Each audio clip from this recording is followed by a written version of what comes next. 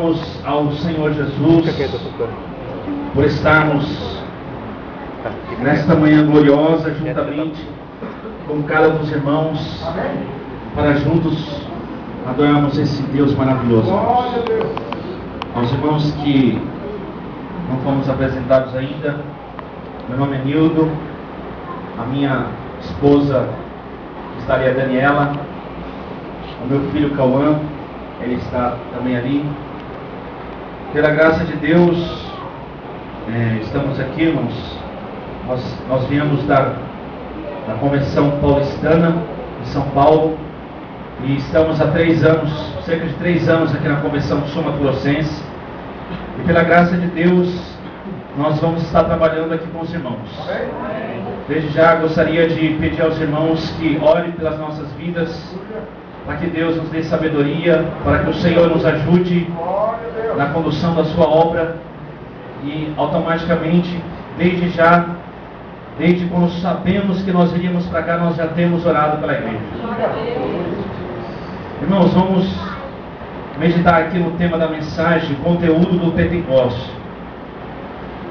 Como a nossa igreja ela está completando 82 anos de existência, então eu trouxe uma mensagem. O objetivo da mensagem hoje é enfatizar justamente a questão de como surgiu a igreja adventista da promessa. A igreja que, pela graça de Deus, o Senhor nos chamou para estar servindo a Ele. Aqui nesse livro de Atos, é um livro onde, quando nós começamos a ler o Atos dos Apóstolos, às vezes é difícil você ler o capítulo e você não parar de orar e não pedir graça pela sua vida, não pedir renovação pela sua vida, porque o livro de Atos dos Apóstolos é o livro onde mostra uma igreja contagiante, é o livro onde mostra uma igreja que aprendeu a andar com Deus, que aprendeu a viver com Jesus, que aprendeu a depender de Jesus. É o livro onde mostra os problemas, as dificuldades, mas mostra o triunfo glorioso da igreja de Cristo na terra. Onde Deus, Ele usa toda a igreja para impactar Jerusalém, Samaria, Judeia e vai até a cidade de Roma. Só que essa igreja, para ela fazer a diferença, para ela ser sal da terra, para ela ser luz naquele lugar, ela precisava receber algo que Jesus tinha prometido para ela. Ela precisava do batismo no Espírito Santo. Ela precisava do conteúdo do Pentecoste. O que é o conteúdo do Pentecoste? É a presença de Jesus sobre a vida de cada irmão, de cada irmã. É a presença do Espírito Santo enchendo cada vida, a semelhança dos vasos que foram colocados por uma viúva, quando o profeta Eliseu chegou na sua casa, e ela estava passando necessidade. Então, ela chegou diante do profeta, pediu ajuda, o profeta perguntou: o que você tem? Ela falou assim: eu tenho um pouco de azeite e alguns vasos. Então o profeta falou assim: vai e pede todos os vasos que você puder conseguir, coloca dentro da sua casa, fecha a porta. Então ela fez isso, e de repente, aquele pouco de azeite que ela tinha, ela ia enchendo as vasilhas. Ela enchia uma, e ela transbordava, enchia outra, e transbordava, ia enchendo outra, e transbordava, e foi enchendo, até chegar uma hora que não tinha mais vasilhas. Irmãos, a igreja primitiva, ela estava que nem aqueles vasos, se preparando para ser cheia da presença de Deus, se preparando para ser transbordante da glória do Senhor, se preparando para receber o poder do Espírito Santo, que encheria essa igreja de coragem, de poder, de ousadia, de amor, para sair pelo mundo e pregar uma mensagem gloriosa de salvação. Então essa igreja estava aguardando durante 10 dias em oração, e de repente no dia de Pentecostes, Deus, como é estrategista, O dia de Pentecostes era uma festa do povo judeu, onde muitos judeus se reuniam na cidade de Jerusalém. Vinham de várias nações para festejar ao Senhor pelas colheitas, por aquilo que eles tinham conseguido, por aquilo que Deus tinha dado para eles. Então eles iam lá com o objetivo de festejar. E de repente, justamente no dia de Pentecostes, a igreja está no mesmo lugar. Jesus falou assim: olha, não saiam da cidade, até que do alto vocês sejam revestidos de poder. Quando começa o Atos 2, a Bíblia diz que a igreja está reunida no mesmo lugar. Ela está no propósito, ela está buscando, ela está abrindo o coração, ela está confessando pecados, ela está abandonando aquilo que vai contra a vontade de Deus, ela está desejando ser cheia da presença de Deus. Antes da igreja ser batizada no Espírito Santo, a Bíblia diz que faltava um apóstolo chamado Judas, que infelizmente tinha se afastado do ministério, como nós sabemos. Então Pedro, usado por Deus, procura restaurar a posição daquele apóstolo, trazendo isso para a nossa vida, irmãos. Deus, Ele vai atuar na nossa vida, Ele vai conceder o conteúdo do Pentecostes sobre a nossa vida, quando nós começarmos a restaurar aquilo que precisa ser restaurado na nossa vida, quando nós começarmos a colocar no lugar aquilo que tem que ser colocado, quando nós começarmos a fazer aquilo que tem que ser feito, quando nós começarmos a confessar aquilo que tem que ser confessado ao Senhor. Porque o Deus que nós servimos é um Deus de amor e de graça, irmãos. E Ele está muito mais pronto a nos conceder o Espírito Santo do que nós darmos boas coisas aos nossos filhos, diz a palavra de Deus. Então a Bíblia diz que essa igreja de repente estava ali, e quando de repente, irmãos, apareceu um som como de um vento impetuoso, um som forte, um barulho de um vento de repente invadindo aquele lugar, e diz a Bíblia que apareceram distribuídas entre eles línguas como de fogo, e pousou sobre cada um deles. Cada um deles foi cheio do Espírito Santo. A Bíblia diz no versículo 4: todos ficaram cheios do Espírito Santo. Naquela igreja tinha jovens, naquela igreja tinha crianças, todos ficaram cheios do Espírito Santo. Agora, irmãos, nós vamos aqui ver algumas lições que nós podemos tirar para a nossa vida através desse texto. E a primeira lição que o texto nos ensina: por que nós recebemos o conteúdo do Pentecostes? Por que a igreja foi batizada? Primeiro, nós recebemos o poder para sacudir o jugo do medo. João capítulo 20, versículo 19. Nós lemos assim na palavra de Deus: ao cair da tarde daquele dia, o primeiro da semana, trancadas as portas da casa onde estavam os discípulos com medo dos judeus, veio Jesus, pôs-se no meio deles e disse-lhes: paz seja convosco. A igreja, irmãos, ela recebeu o poder do Espírito Santo para vencer o seu medo. Porque antes dessa igreja receber o poder do Espírito Santo, Jesus, aqui no texto de João, ele havia sido preso, estava sendo levado para ser crucificado, já tinha sido crucificado na realidade. E a igreja, diante daquela crucificação de Cristo, os discípulos, vendo aquilo, viram como Jesus foi tratado. Eles entraram dentro de uma casa, se fecharam, e ali ficaram com medo dentro das portas. Ficaram com medo, irmãos, trancadas as portas. E de repente, essa igreja não saía para nada. Porque precisamos do poder do Espírito Santo, irmãos, para vencer, para sacudir o medo que muitas vezes faz com que a igreja fique dentro das quatro paredes, faz com que a igreja às vezes não tenha ousadia para sair aí fora e testemunhar da palavra de Deus. Aqui os discípulos estavam com medo, porque eles ainda não tinham recebido o poder do Espírito Santo. Mas quando receberam o poder do Espírito Santo, esses mesmos discípulos que estavam com medo se levantaram sob o poder do Espírito Santo e pregaram a palavra de Deus naquele dia. Às vezes tem pessoas que têm medo do escuro, tem pessoas que têm medo de várias coisas, natural, mas quando eu falo de ter medo, eu falo do domínio do medo. Porque eu tenho medo, todos nós temos medo. Esses dias, eu estava vindo da cidade de Nova Alvorada do Sul, quer dizer, uns meses atrás. Eu estava vindo da cidade de Nova Alvorada do Sul, peguei o último ônibus, 9h40 da noite, fui para Rio Brilhante. Aí, como tinha acordado muito cedo, muito cansado durante o dia, dormi no ônibus, tudo escuro, paguei. Aí de repente eu tinha que descer no terminal de Rio Brilhante, e era o último ônibus. Aí eu passei direto, irmãos.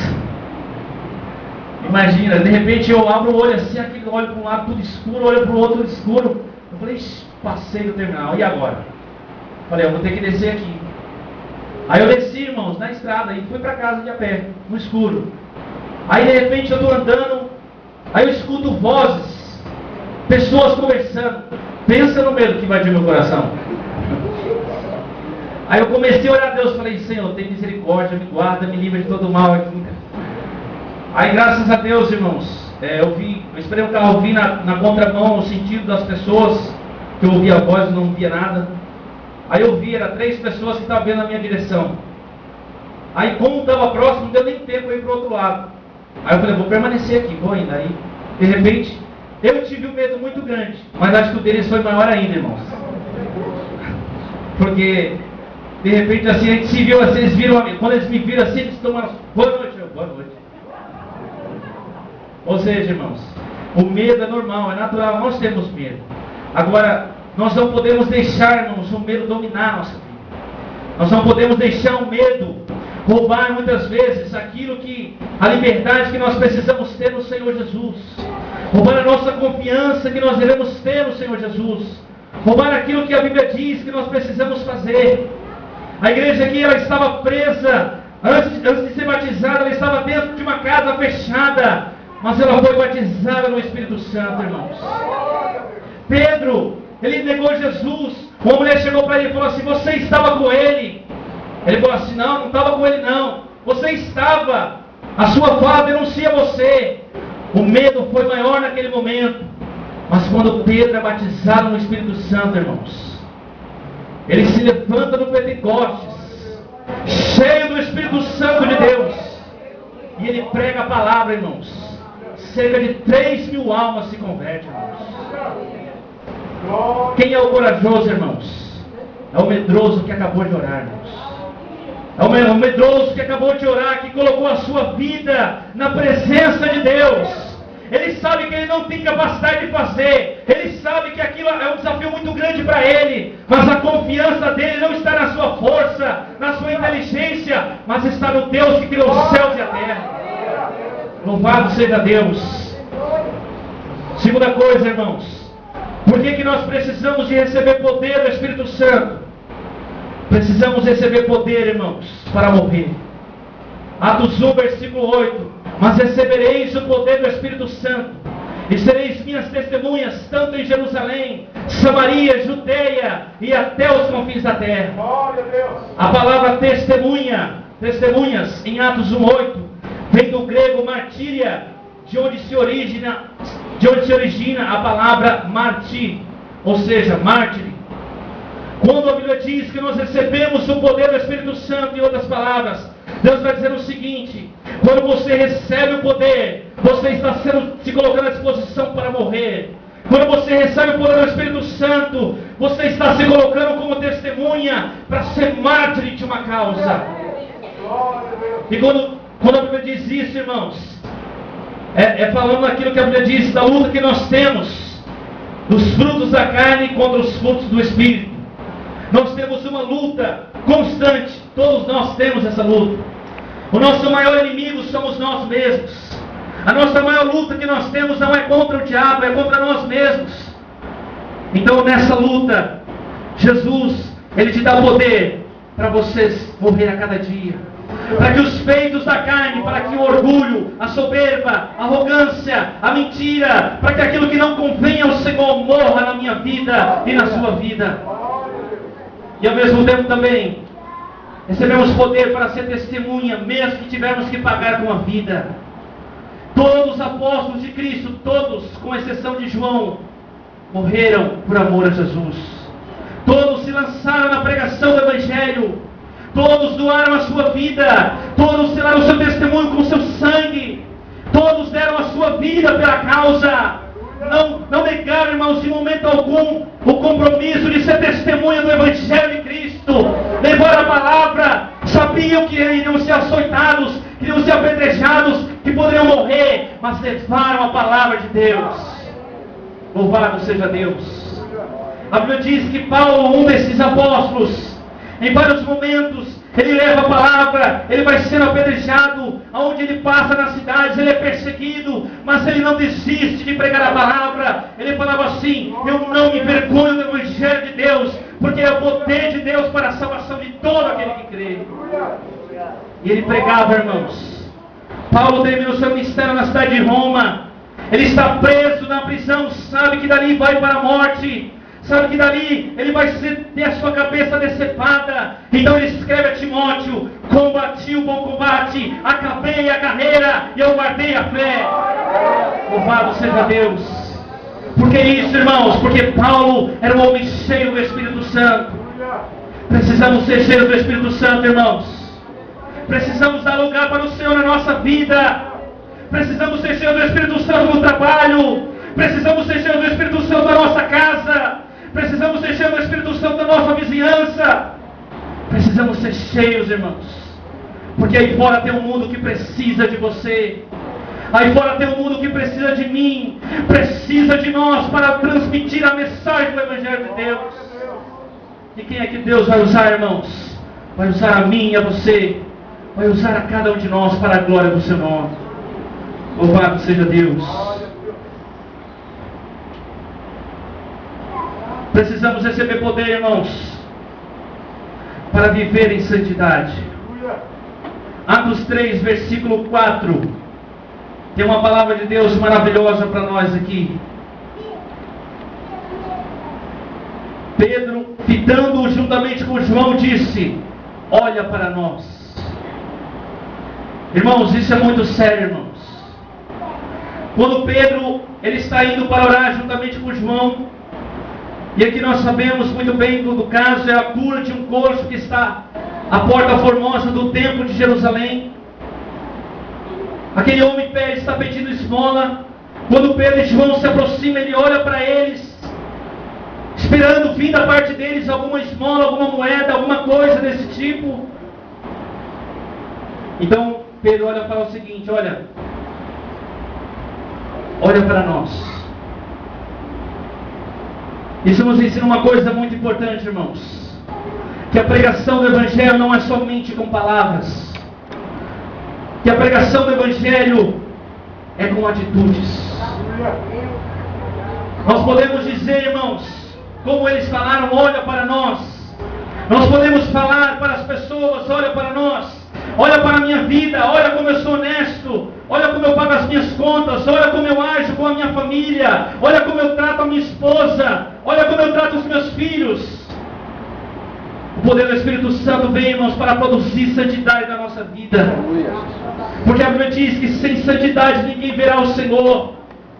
Quando o sacerdote, o sumo sacerdote, ele ia se aproximar do Santíssimo Lugar, ele tinha uma mitra na sua cabeça e estava escrito assim: santidade ao Senhor. Hoje a Bíblia fala que eu e você somos sumos sacerdotes. Somos sacerdotes de Deus através de Cristo Jesus.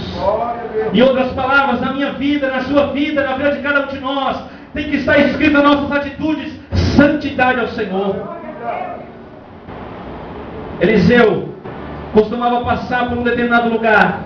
De repente uma mulher olhou para ele e falou assim: eis que ali vai um homem. Não é um homem comum, é um homem de Deus. Eu vejo que aquele homem é um santo homem de Deus. Ele sempre passa por aqui, mas as suas atitudes, o seu falar, o seu agir, a sua maneira de fazer os negócios é de um homem de Deus. Precisamos ter santidade na nossa vida, irmãos. Precisamos levar Jesus conosco para os nossos negócios, na compra, na venda. Precisamos ter Jesus conosco nos nossos relacionamentos, na nossa vida, irmãos. Tem que expressar isso: olha para nós. As pessoas têm que olhar para mim e para você e falar assim: você é diferente. comum, você é diferente. Eu vejo um brilho na sua vida. Louvado seja Deus. A Bíblia diz que Moisés ficou 40 dias e 40 noites lá no monte orando e buscando ao Senhor, irmãos. Quando ele desceu do monte, a Bíblia diz que o seu rosto resplandecia na glória de Deus. Estevão estava pregando a palavra de Deus. As pessoas olharam para ele e quando olharam não conseguiam ver o seu rosto direito, porque estava brilhando na presença de Deus. Precisamos ser cheios da presença de Deus, irmãos. Precisamos ser transbordantes da presença do Senhor. Louvado seja o nome do Senhor, irmãos. E por último, para nós encerrarmos, precisamos receber poder, irmãos, para perdoar. Atos capítulo 1, versículo 8 diz ainda: mas recebereis o poder do Espírito Santo que há de vir sobre vós, e sereis minhas testemunhas, tanto em Jerusalém, Samaria, Judeia e até os confins da terra.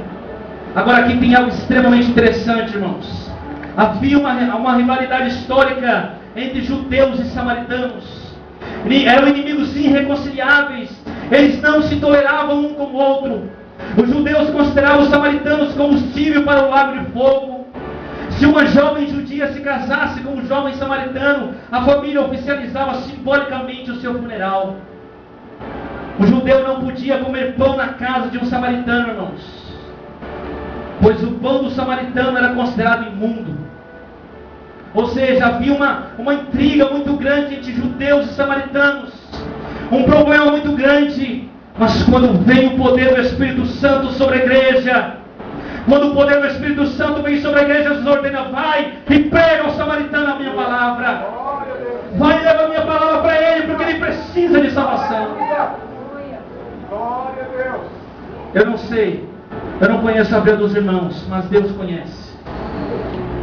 Talvez se você tem algum problema, alguma dificuldade de perdoar alguém na sua vida, alguém que anos atrás fez algo para você, magoou o seu coração, te feriu, e você ainda hoje anda com isso no seu coração, você não consegue perdoar, você não consegue liberar perdão. Foi o seu filho, foi a sua filha, foi alguém da igreja, foi um consagrado, foi alguém que falou algo para você, te ofendeu, e você às vezes anda com isso no seu coração.